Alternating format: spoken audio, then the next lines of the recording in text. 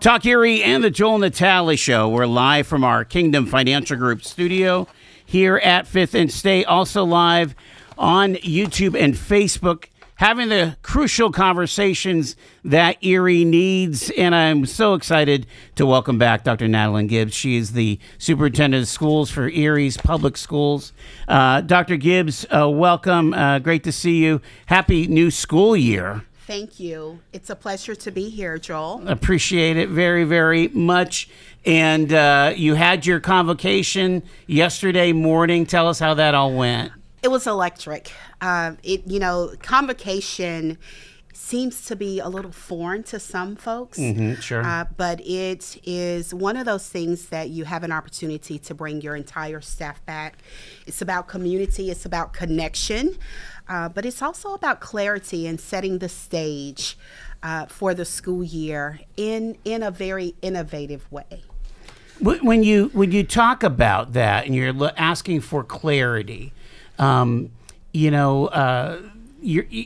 interesting because you have 1,000 people with lots of different roles, everything from from the little guys, right, the kindergarten teachers to custodian to building principals and high school teachers and specialists, CTE.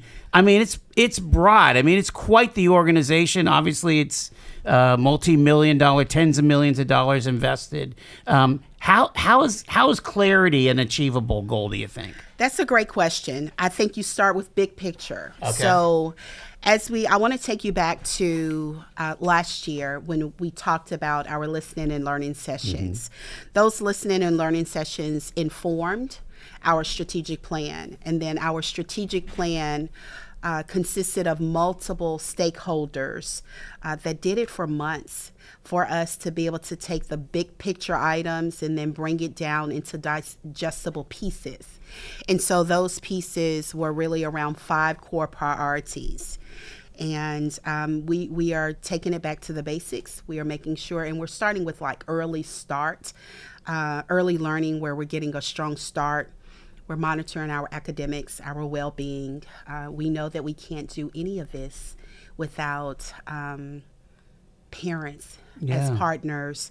And then, of course, we are looking at how we might be able to strengthen our talent workforce. And so I was going to say, there's a lot there. So all of those things, so the big pieces, I think you start with a theme, and our theme was Building Excellence Together 2.0. So it's the bridge to action. So it's about taking all the things that we learned year 1 and launching it for year 2. You have a new theme this year. Talk about that. Yes. So Building Excellence Together 1.0 last year was really about listening, learning, and leading with purpose. Building Excellence Together 2.0 is train, lead, and win. So we want to make sure that we are prepping our educators, leaders, anyone at every level to be the very best version of themselves. When we talk about lead, everybody can lead, from their classroom to the board office. It's about ownership. When you talk about win, we heard our stakeholders loud and clear that it is important for us to put winning stats on the board. So there is a greater accountability from the day-to-day work. Yeah, when you think about, let's take those apart a little bit, training. Again, you have the folks that will do the training, but you also have to be a willing person to learn a new thing.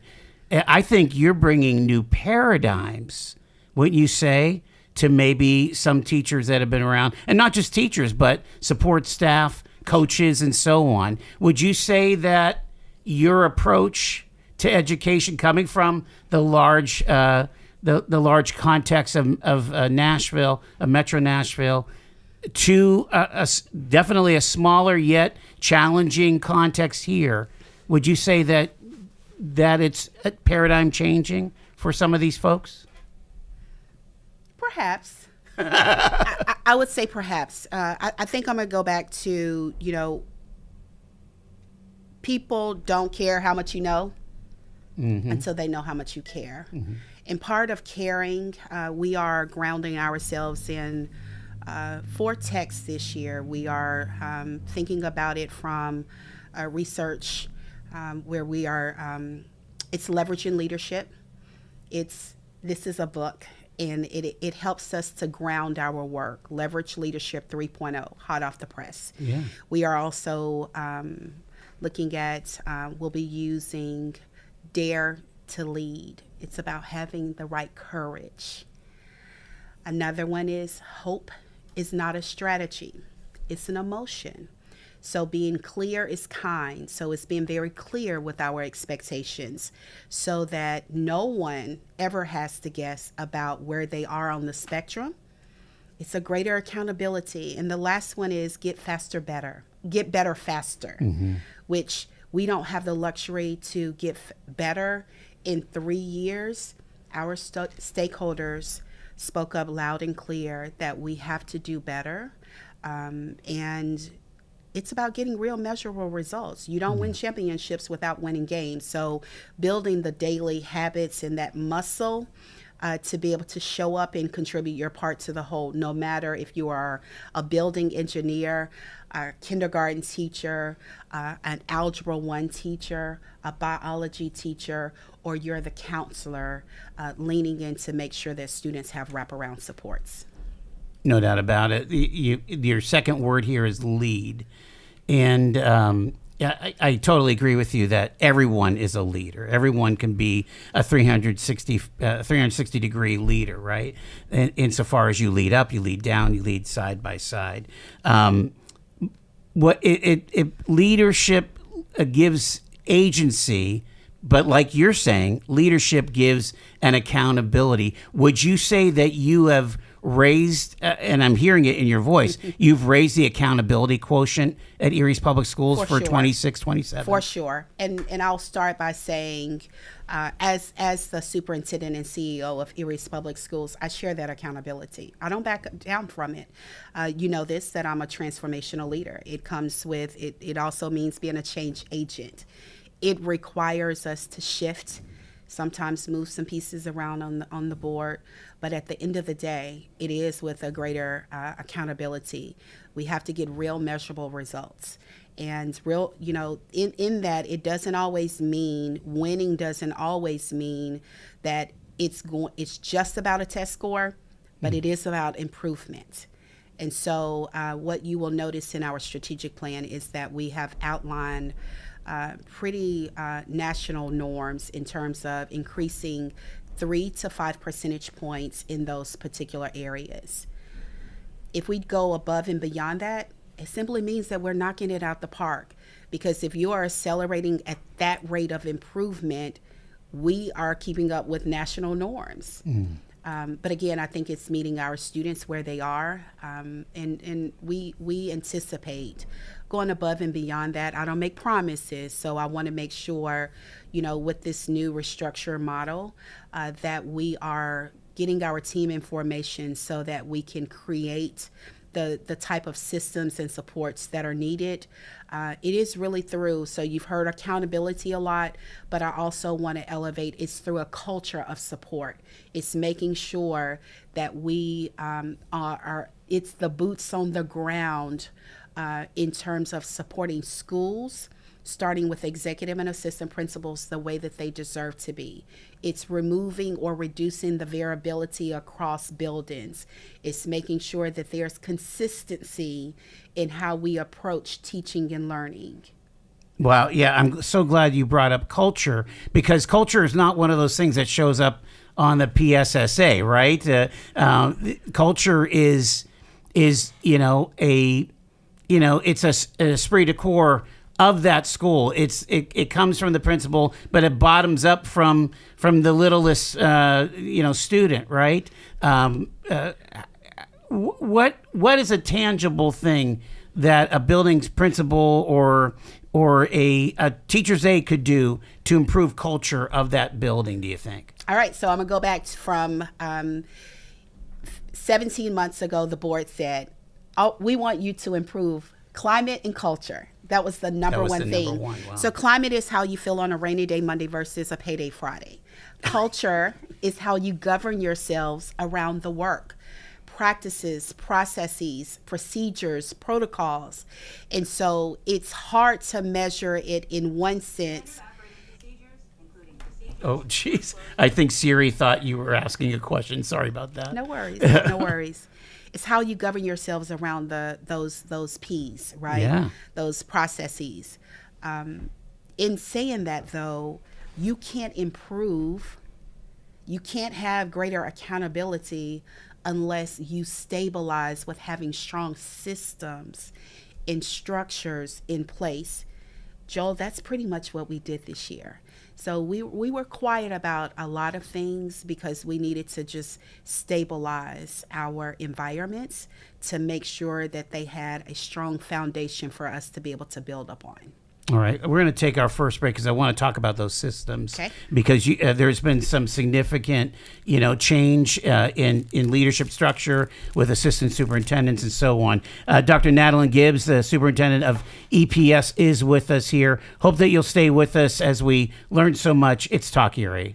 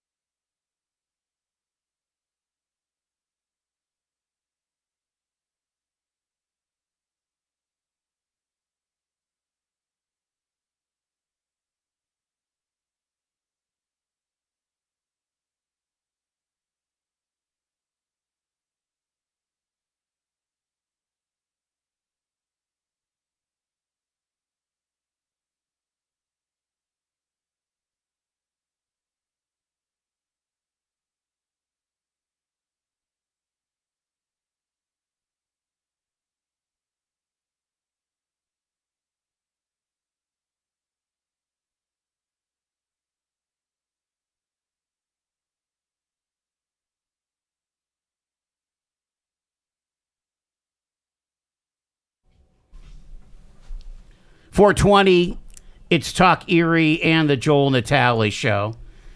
We've got Dr. Natalyn Gibbs with us here, and I wanted to chat with you about the idea of, some of the things that you learned, maybe something that was unexpected in that first year. You've been at it now, just about 13, 14 months, right? 15, 16 months. 15, 16 months. Oh, yes. That's right. It was more like April, wasn't it? Yes. What were some of those key learnings, do you think? And something that was unexpected, maybe you can share. When we think about accountability, and I'll pick up here because I think we were spending some time talking about accountability. One of the things that is really important to me, or has been in my previous space, is making sure that we create this culture of support. It doesn't happen by accident, and you have to be very intentional and deliberate. One of the things that was probably most surprising is just perhaps our inconsistency or lack of how we were supporting our executive and assistant principals. So really supporting the building folks. Yes. Wow. Because that trickles down to our educators, the ones that are on the front lines closest to the work. And so when we talk about reducing the variability, it starts with instructional leadership. So education has changed, the principalship has changed, the job description has been rewritten, and the landscape of education has changed. And so we have to be on the cutting edge of being able to respond to what that looks like. It starts with our executive and assistant principals. We created leadership network meetings that happen monthly. They are full-day sessions, and it's around curriculum and instruction, assessments, teaching, school improvement, all things that fall under school improvement, trying to create a space, psychological safe place where our executives are coming around in a space with like-minded individuals, can have these conversations, but it's with protocols. It's not a free space where you just talk about what you want to talk about. They receive their agendas in advance. It is all around instructional leadership. There are some things that they have to do pre-work prior to, but it's with the notion that they can make the connections to the greater work and be able to unpack what some of those things look like, their daily experiences, because they have to coach, develop, and support their educators. And there's a rhyme or reason to how you do that. Yeah. It's interesting, and I can imagine that I've got listeners, right? Oh, she's saying that education has changed, but I did okay, 34, I graduated from high school 46 years ago. And has it changed that much, or how has it changed insofar as issuing the data from the knowledge, the subject matter expert to the child? Give us a little bit of inside baseball, how it's changed, I guess. So when you think about how it's changed, I'll start by going back to, there has been a great shift from building managers where you're just overseeing the day-to-day operations versus a shift in instructional leadership where it requires you to have to study your craft around the millions of dollars that we've invested in curriculum, the millions of dollars that we've invested in teaching and learning to make sure that our educators, they are expected to study their craft. But if our executive and assistant principals are not doing that, then they're going to miss the mark in terms of how they're coaching, developing, and supporting our teachers. So thinking about collaborative planning, professional learning communities where there is dedicated space for them to be able to unpack ELA, math, science, social studies, their assessments, the PSSAs, the Keystone data. All those things come with a different accountability.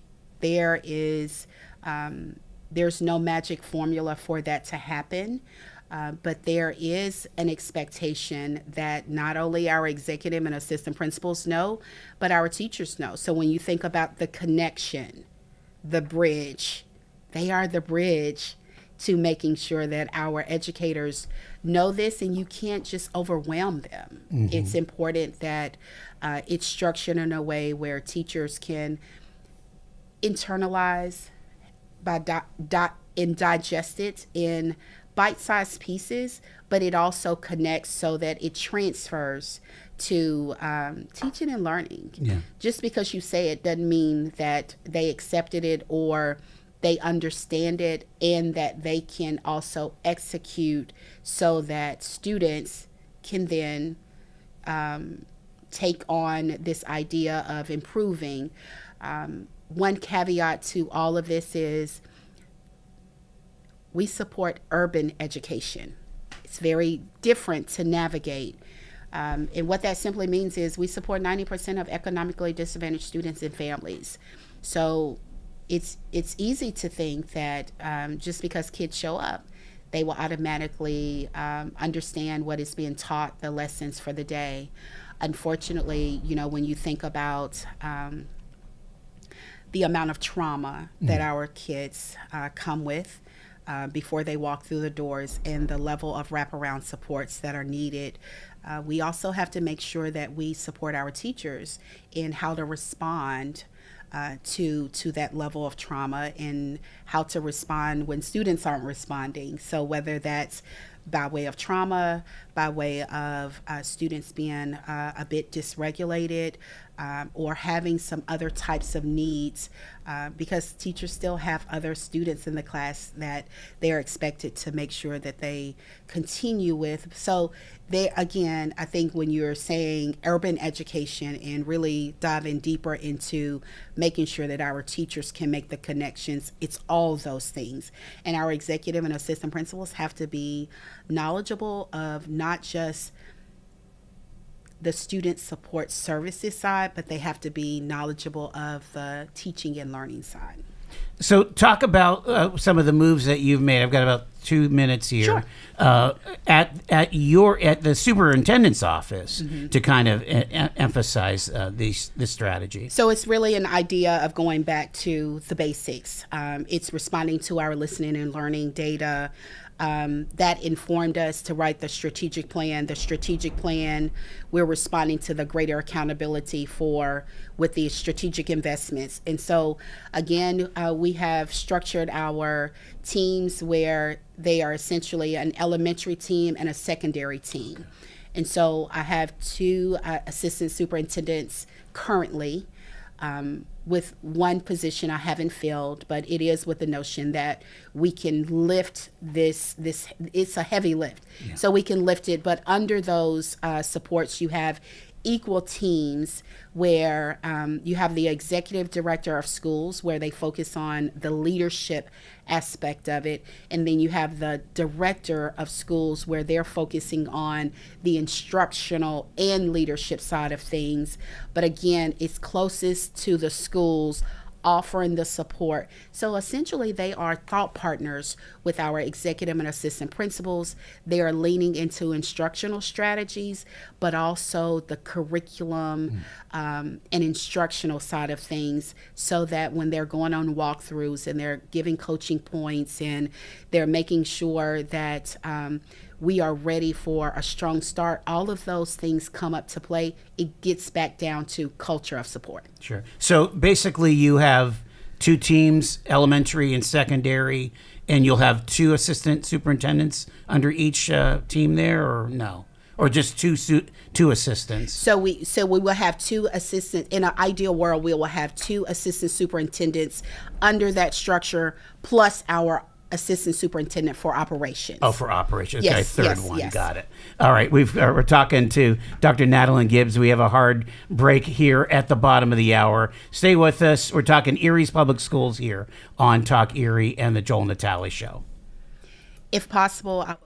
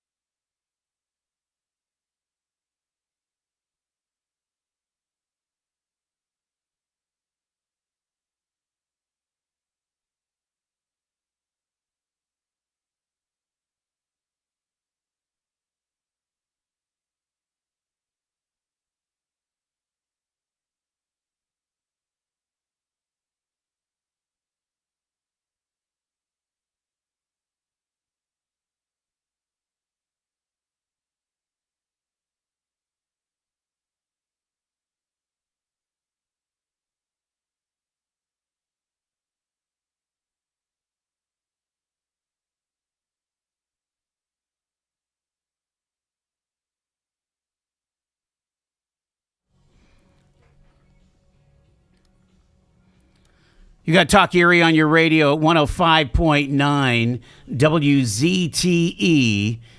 And Dr. Natalyn Gibbs is our guest here. We're talking about Erie's Public Schools is back to school. And before we jump back into instruction, how are we doing on capital improvements? Are all the projects kind of settled for now of the school buildings? I know we just opened Edison, and we opened Edison last year, but we tore down Edison. And so are we kind of in a good place right now, building wise? We are. Again, we have a 10-year plan. Right. So those capital improvement plans are moving right along. Folks are very excited about Edison. Grover Cleveland, you will notice that we are doing some renovations there.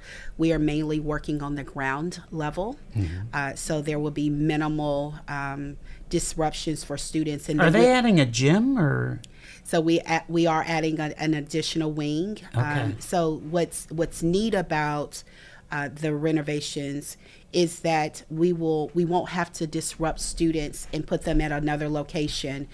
Only the ground level, and then in the winter we will begin to pick up the second phase of it. Okay, gotcha. All right, let's pick up where you left off, Dr. Gibbs, in talking about kind of this significant strategy of really working on elementary schools, secondary schools, and having that leadership from the superintendent's office reach deep down even to the teacher level and kind of building up those outcomes. Can you talk about that? Sure. This is definitely a shift in mindset, but I believe that we have been very thoughtful. We have a pretty robust system in place, process in place, where we have put the call out to leaders who are interested in being a part of our EPS family, and to come and interview and write and do a lot of things. And boy, were we very impressed with the leaders who responded. At some point, I want to say we had approximately 15 states represented, over 80 candidates in each of those areas. And I think that is a true testament to the work that we're doing. We're at a pivotal moment where it is critical for us to get this right so that we can be a good partner to our city. A strong district is a strong city, and we know that. And so as we continue to make these shifts, pivots, and this culture of support, there seems to be this idea that it's top heavy. It's not by any means. In fact, if you look at our region across the board, we are still lower or have less positions allocated as opposed to some of our smaller districts. And keep in mind, we are the largest school district within the region. That's just give you case in point there. Absolutely. In talking about some of the, you mentioned in your release for the convocation that this is the year of implementing the strategic plan, and we talked about train, lead, and win. You mentioned leadership and things. What are some specifics that parents will be able to see pretty much right away of kind of a new approach, would you say, on the implementation side? So the newest approach is starting with this idea around the right to read. Literacy is a fundamental civil right. And there are a significant amount of students, not only in EPS, but across the nation, that struggle to read. When we are looking at our numbers, it's half of our students not having a chance to read, which impacts our graduation rates. It impacts our future ready rates. It impacts employment rates, mental health rates, prison to pipeline rates, mental health, you name it, it's there. And so I believe, I know you know this, that I'm a teacher first and forever. With removing all the titles, teacher first and forever. And so we have to do a better job of teaching our children so that they can be confident and be on a pathway to whichever they choose. That means future ready. So whether that's career, college, or career, it's whatever they choose, but they have to be able to read. Reading accesses every other content area. And so we kicked the right to read off with in every single one of our parent engagement sessions. We had hosted 5 of those sessions. We had almost 400 parents in each of those sessions, so much so that we were at capacity. Wow. So it was a different way of engaging our families. Mm-hmm. We did an entire presentation. It's this idea of return to learn. We are no longer in COVID days. It is really important for us to make sure that we're taking teaching and learning serious. We're talking about reading, but we're also talking about limiting those devices so that our kids can have better engagement, reduce the distractions, find a way to work on conflict resolution, really tune into how the lessons are designed and having some immediate takeaways. There is some research that suggests that we are not the only ones in the region. In fact, we're the last ones in the region to reduce to eliminate the cell phones and electronic devices. In fact, there are approximately 43 states that have already taken the notion to do this. But the research is pretty profound in that if we do it and do it right, our students could potentially increase anywhere from 13 to 20% on some of those exams. We know that it won't be just that percentage alone, that we have to do some pretty significant work around foundational skills, but I would say that is the biggest idea or the biggest shift. I don't know if you've seen some of the news clips, but when you hear teachers talking about, I'm embracing this idea for our students to be able to read, and here's some things that I'm going to do a little differently to engage our families, that makes my heart smile, because it is important not only to me, but to our district, to our city, and to any other individuals who are interested in coming to be a part of Erie. It's a confidence booster when our kids are future ready, when they're ready to be able to take on the world, or at least have the fundamental skills to be able to have a life-sustaining wage. I want to pick up on reading it, and I mean, my wife and I read to our children from infancy. How much do families have to be a partner to this future readiness by starting right away? We do have the Imagination Library. We have the resources in Erie, Pennsylvania, that every kid gets a book, maybe every month. We've got to take that seriously as families, don't we? 1,000%. So in being a teacher first and forever, what I do know is that we can't do this life-changing work without parents as our partners. We also know that this is the one profession that creates all professions. And so it's the heavy weight of educators when they are kids' first teachers. If parents are leaning into this idea that I have to do better with making sure that my children are prepared before they show up, and continue to support and be in alignment with how the new teaching and learning happens, I think we will see tremendous gains. But I'll have pushback to my team, and I've asked the question, do our parents know how to engage our educational system? If they don't, we have to do better. So part of us doing better was our outreach.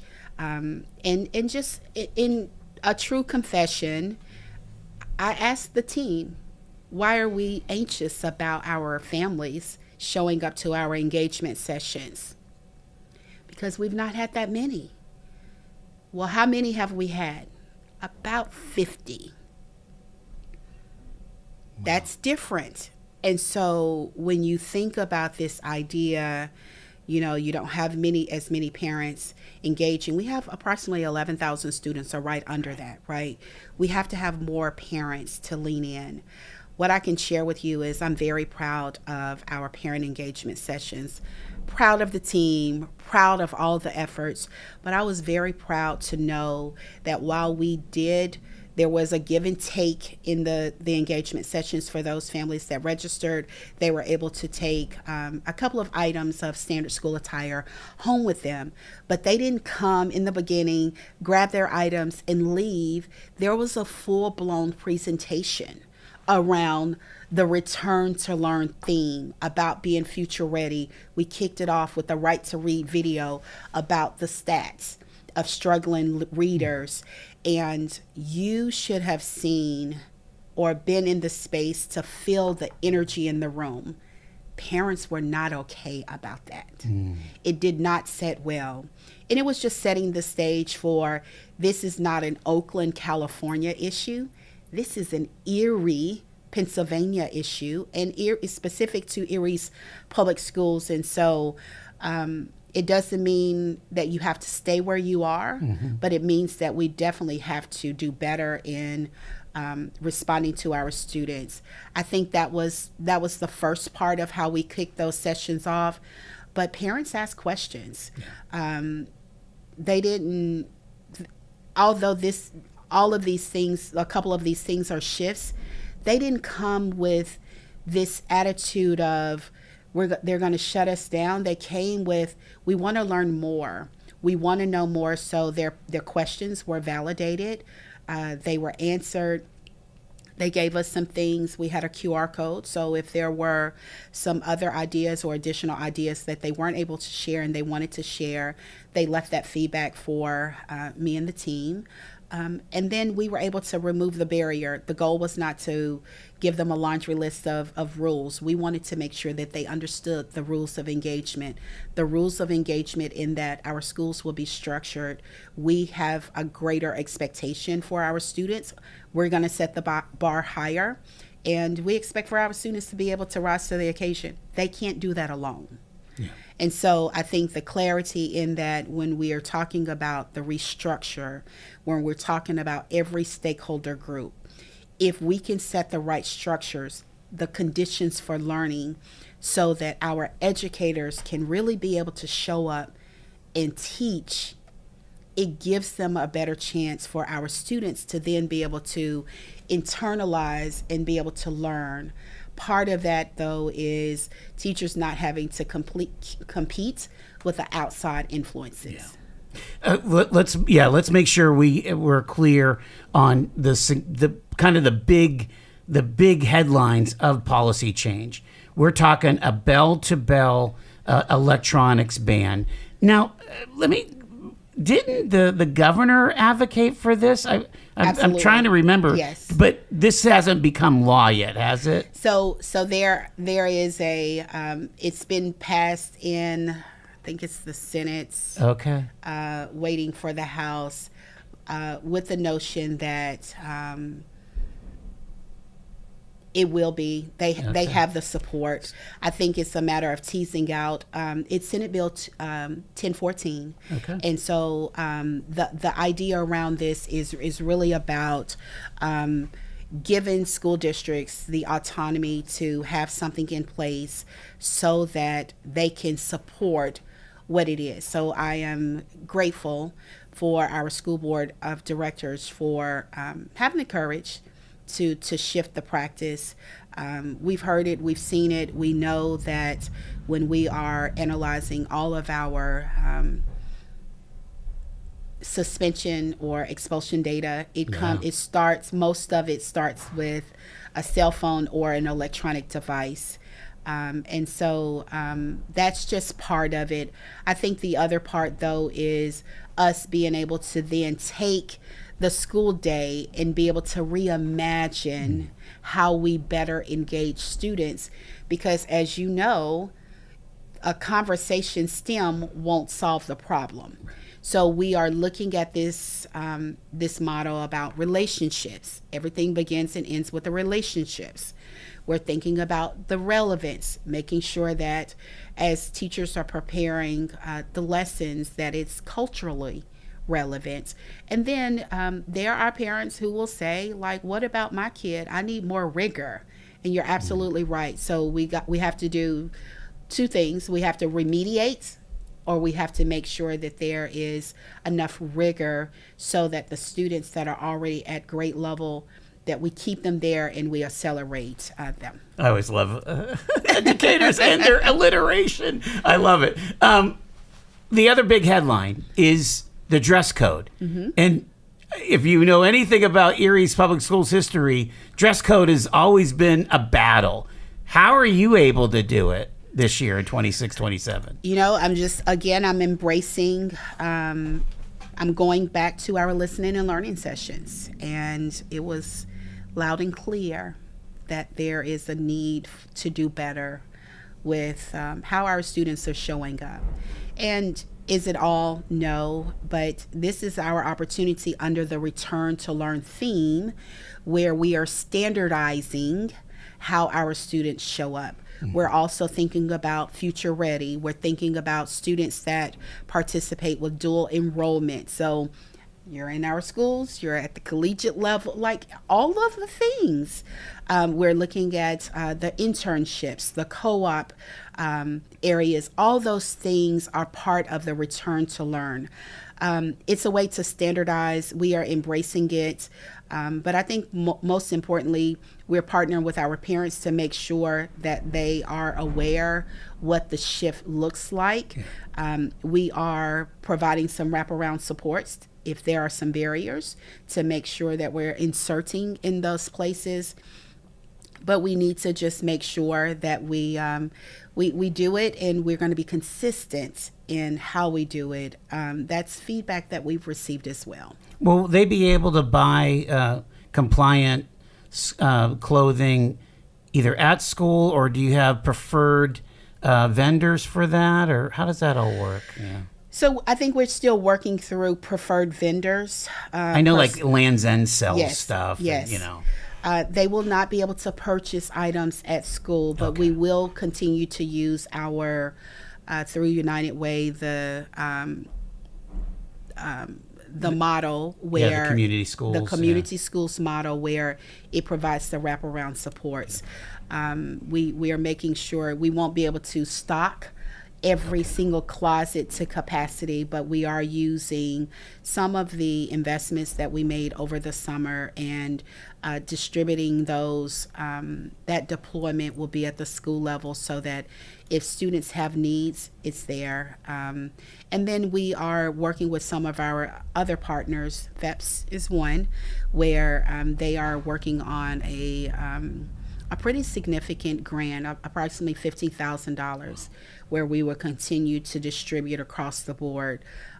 It won't be a replacement; it's simply a supplemental to help families as best as we can. And we've had people coming out from everywhere wanting to be a part of our village, and so we are just trying to streamline what those processes look like. I just have a couple minutes left with Dr. Gibbs here. Lot of talk about career and technical education, the trades. We just had Spader on the air before you. What do you think? What's your take on CTE?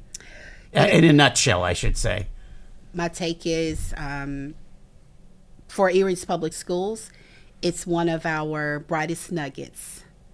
And we are very unique in this region in that we're putting our kids on that pathway. It is one of the areas that, and when we think about Erie High, we have approximately 900 kids that are represented, some on a waiting list. But we are committed to making sure that we keep our students on that pathway, because in this particular region, we have more students that embrace the CTE model as opposed to the college pathway, right? So we want to make sure that we're nurturing those interests. And we are unique because we have our own CTE program as opposed to some of the surrounding districts where they are having to refer or rely specifically on the IU5s or other areas to do that. But I think it's great, when we think about some of the things that we're doing, it gives us an opportunity to partner with business and the industry so that our students, otherwise they wouldn't have that opportunity. Two things I want to note really quickly. One, the Tiny House Home Project. It's an example of those hands-on, minds-on opportunities where students have had, and the community benefits, providing those temporary homes to clients of the community shelter. Our students, they did that. Yeah. That is a proud point for sure. I would also say that this past year we launched our students where, when you think about grow your own, aspiring educators. So starting that program and giving our students an opportunity to grow in the profession that creates all professions, with the notion that they will stay right here in Erie. They don't have to leave. They can continue to be a part of our growing rather than our declining population. And it's really nice to be able to grow your own. So very strong points, proud moments. We are continuing to grow our program. Shout out to Mr. Jason Burgert, who does a phenomenal job, not just with the program, but when you talk about being connected to kids. Yeah. And truly building the confidence that all students should have to be future ready. He does it, and he does it extremely well. I'm out of time. Dr. Natalyn Gibbs, again, the superintendent of Erie's Public Schools. Thank you so much. All the best on the new school year. We'll see you soon. Thank you for having me. You got it. It is 4 minutes in front of 5 o'clock.